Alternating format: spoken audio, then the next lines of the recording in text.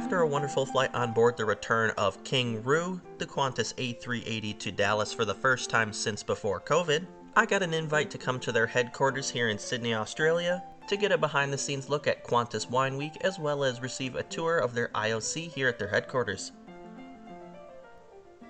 Qantas Wine Week is a very special event that happens over a 5-day period every year, where Neil Perry, the Qantas Creative Director of Food and Beverage, along with his team of sommeliers go through nearly 1,400 wines in a blind tasting to build the carrier's award-winning wine list that will be served in their first and business class cabins not only on their international network but their domestic network as well, along with their lounges across the world.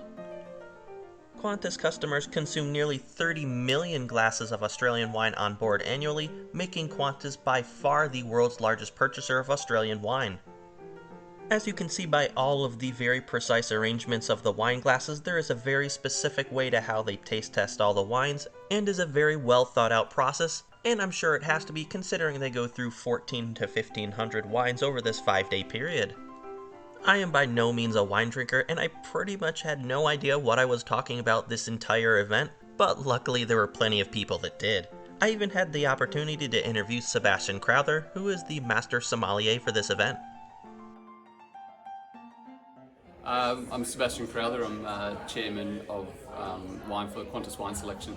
Alright, awesome. So, Qantas Wine Week, it's very important for the carrier for choosing the wine for the next year that's going to be on board and on your cabins. You start with around 1,400 different wines, correct? That's right, yeah. 1,400 different wines. How many do you end up with at the end of the week?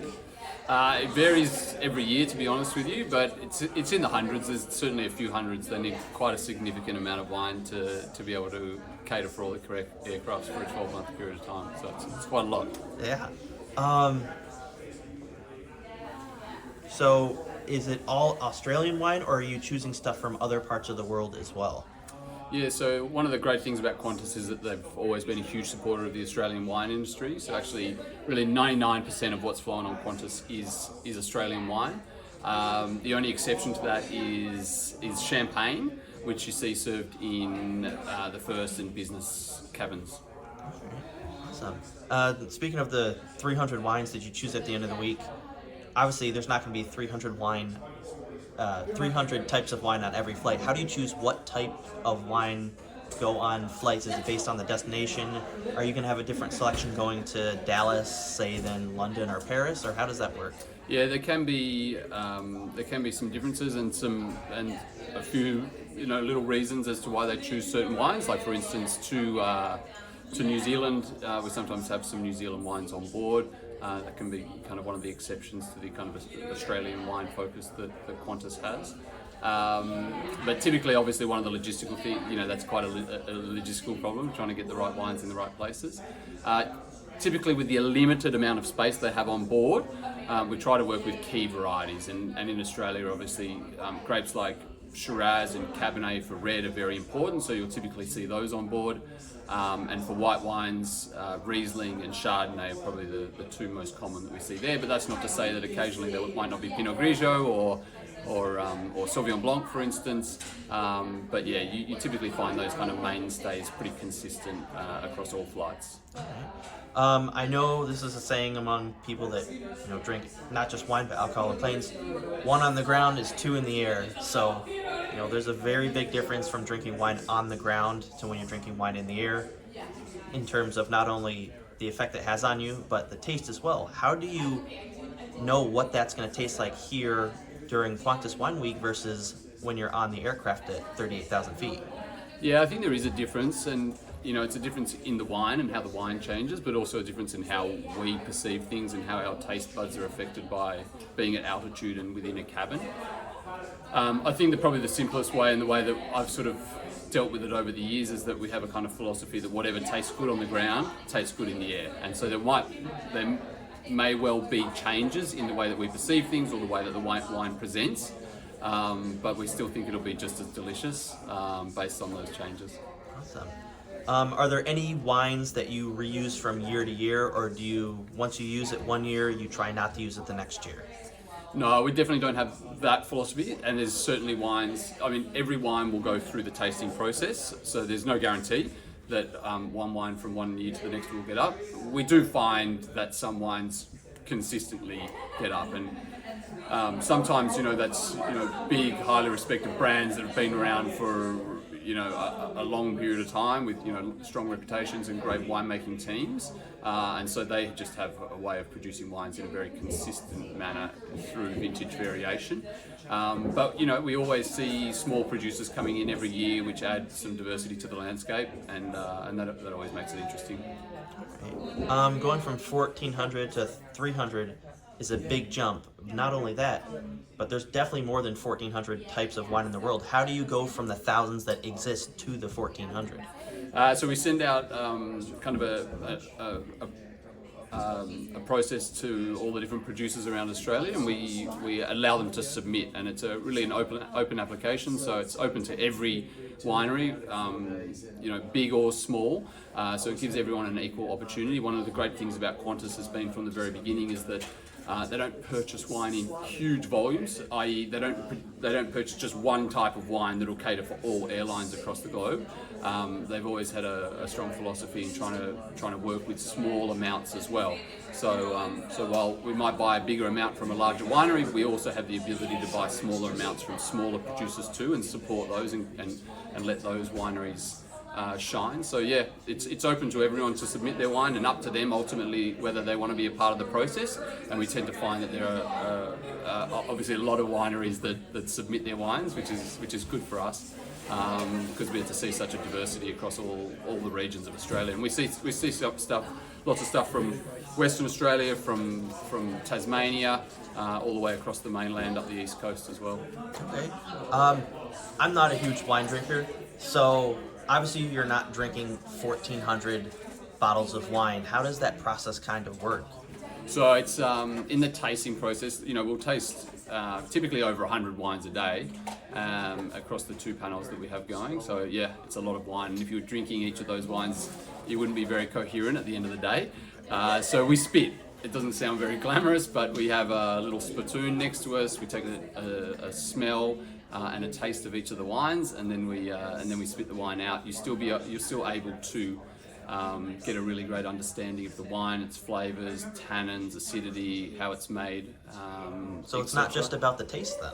It's not just about the taste, it's very much about the structure of the wine as well, what we call the structure. So that's the tannin and the acidity, and that's what ultimately makes it drinkable. If you have a wine that's too tannic, it will taste bitter, and a wine without enough acidity will be quite a sort of boring drink. So we look at all the components of the wine to try and make the right decision whilst remaining sober and coherent. What does it take to become a sommelier for Qantas, not only here during Wine Week, but just kind of overall for every year that you do this? Yeah, so a sommelier is primarily a person that works in restaurants, who buys wines for restaurants, but within Qantas they've developed a program which is called Sommeliers in the Sky, and that's where hosts and hostesses can become qualified once they work in the business cabin, and they go through a series of different levels whereby they get more and more education through that process, and in that they will learn about all the different regions, not only in Australia but internationally too, so that they understand the world of wine, not just wines domestically, and they'll taste a lot of wine during that process too, comparing and contrasting different styles to get a really great understanding of the world. So most of the sommeliers are flight crew then? Yeah, there is a number of sommeliers that are here today who are flight staff, and so they've always been a great part of this process. And then we also have some sommeliers who get involved, who have worked in Neil Perry's restaurants, who's in charge of looking after the food, of course, as well as the wine. And me myself, I worked with Neil for a long time working in his restaurants, and I've continued on to do that now. I've moved into a few other roles. Awesome. Well, thank you so much for talking to me. Pleasure. Thanks. A big thank you to Sebastian for answering my questions about Qantas Wine Week and just how this event works. Although Qantas Wine Week happens in the middle of August, they don't usually announce the wines that are chosen for a couple more months, and they are very specific and secretive on what wines are in the running. So any bottles of wine that you did see in this video were past winners and have nothing to do with this year's Wine Week. There is a very special invite-only wine tasting happening later in the evening, But before that, I got to make a pit stop at Qantas's IOC to see how it works. From the launching of the Kangaroo route in 1947 with a multi-stop journey from Sydney to London, to inventing business class in the 1970s, and now leading the charge with its future Project Sunrise, where they will have the first ever non-stop between Sydney and New York, the airline has truly been a leader in long-haul aviation innovation. Planning flights is always tough, and most of us in the aviation industry know that, and it becomes even tougher when it is a long-haul route that spans across thousands of miles. I had the opportunity to interview the head of the IOC and ask him some questions. Ben Holland, head of the Integrated Operations Centre at Qantas. Alright, so IOC, you already kind of said Integrated Operations Center. What do you kind of do here? At the Operations Centre, we're responsible for managing on a daily basis the 400 flights that Qantas operates in Australia and around the world. Alright. What kind of goes into planning an international flight, given the regulations and the no-fly zones around the world? Yeah, there's an amazing amount that goes into planning an international flight. If you have a look at the screen here, you can see Australia. If you have a look at our comparison to the US there, we're a long way away. For instance, our Dallas service is around about 9,000 miles air distance from each other. And so there's an amazing amount of work that goes in each and every day to plan each service. On the other side of things, about 9,000 miles up there is our Perth-London services. So this is something that we're actually pretty used to. This is the nature of our international operations. All right. You mentioned Dallas. That is your longest A380 route, but it's also the second longest A380 route in the world, if I'm correct. What goes into planning a route like that, given it's very close to the max range of that aircraft, especially with a full load of passengers? Yeah, so each day on a rolling basis, we'll look at the next day's operation. We've got a flight planning system that is best in world called Constellation, and we tailor that because of our long range natures into having a look at the weather. So if you think it's a 17-hour journey, we need pretty accurate forecasts a day out, 30 hours out. We also need to have a look at the en route winds, so we need to get really finesse levels of those winds at the grid points. Typically you'll use 1 degree of latitude and 1 degree of longitude as a reference point for your wind. We'll use 0.25 degrees of a reference point. We'll look 30 hours out, and then we'll refine that all the way up to the point of departure. All right. More so with the international flights, how do you plan, God forbid, if a diversion is required for whether it's medical or mechanical, how do you plan those diversion points, especially along a long flight like Dallas-Sydney? And this is natural for us. We had a medical diversion into Mali 2 weeks ago. It's part and parcel of the nature of operations. So I fly as well, but just for all of our crews out there, we're constantly looking at what are our available airports along the way. So we've set up diversion ports all through the Pacific here, and there's not too many, but at each point we know the capability of the ports, we know the latest port we can go to, and we're also in constant contact with the aircraft via SATCOM. So we're only a phone call away, and we're only a phone call away of being able to support them with any event that they might face. Okay. I know you mentioned briefly you need to know that weather, a ways out. What does the payload optimization look like specifically for that long flight, like Dallas to Sydney? So Dallas to Sydney, we have what we call a payload cap or a seat cap on it. And at the moment, we've capped the A380. That's because we haven't been in there for a little while. So what we're doing is just an introductory service to make sure that we can provide a good product. And then we'll start refining it further as we get more information in. We also have a look at a rolling 12 months. We have a look at the historical forecast, and we can start to map the profiles, and then we'll start to map the realities and what we're seeing against those forecasts so that we can maximise the opportunity to bring everybody from the US down to Australia. All right. So I know we briefly mentioned the diversion points, especially for the 380. There's a lot of airports that can't handle not only the wingspan but the weight. Yeah. How do you kind of plan ahead of time, especially if those airports are super far apart? So we have teams downstairs that have a look at all of the available airports around the world and their capabilities. For instance, for the 380, you can see Hawaii up there. So you can see the 8 coming out of Dallas now. That'll swing just south of Hawaii there. So that's one of the ports that we can go to. We keep going through the middle of the Pacific, Christmas Island. We come down to Nandi. Mandy's around about 3 or 4 hours away from the east coast of Australia, and that's our next port, and that can handle a 380. Similarly, if we did go into there, what we can do is we can position flight crew, cabin crew, maybe even an engineer in there, whilst that aircraft's in the air, to get ready to receive it and keep people going continuously along to the destination. All right. What does a typical day look like for you here in the IOC? There's no typical days, Joey, and that's one of the things I love about the IOC. It is so dynamic. They can come in the morning and we might have a cyclone somewhere. We might have a hurricane going through Dallas, or we might have thunderstorms. There is no typical day, but we have a fantastic team of people in here, experienced from anywhere from just arrived to up to 47 years old, and they work each and every day to try and get our customers safely and efficiently to the destination. Last question. I know you said every day is different, but generally speaking, what is the hardest route to plan international-wise? The hardest route at the moment is our services up to Europe. Just the air corridors from a security point of view are quite restrictive.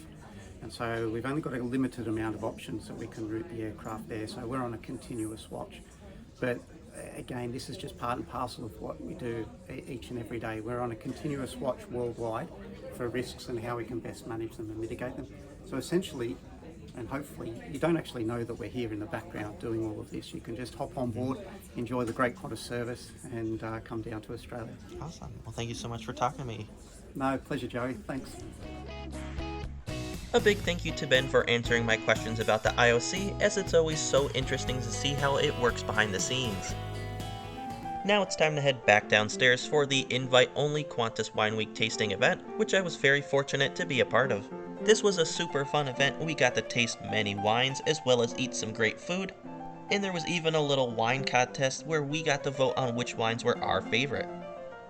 As previously mentioned, I am not a very frequent wine drinker, so I probably sounded pretty ridiculous trying to describe what the wines tasted like, but I'm still really glad I attended, as it was super fun talking to actual wine experts and trying to learn a little bit more of how to actually describe wine. An absolutely huge thank you to Qantas for inviting me to their headquarters for a behind-the-scenes look at Qantas Wine Week, as well as giving me a tour of your IOC. For those wanting to know what wines were chosen during this year's Qantas Wine Week, you'll have to wait until they unveil the wines officially here in the next couple of months. But for those wanting to see the business class experience on the airline's A380 from Dallas-Fort Worth, that video should be out relatively soon.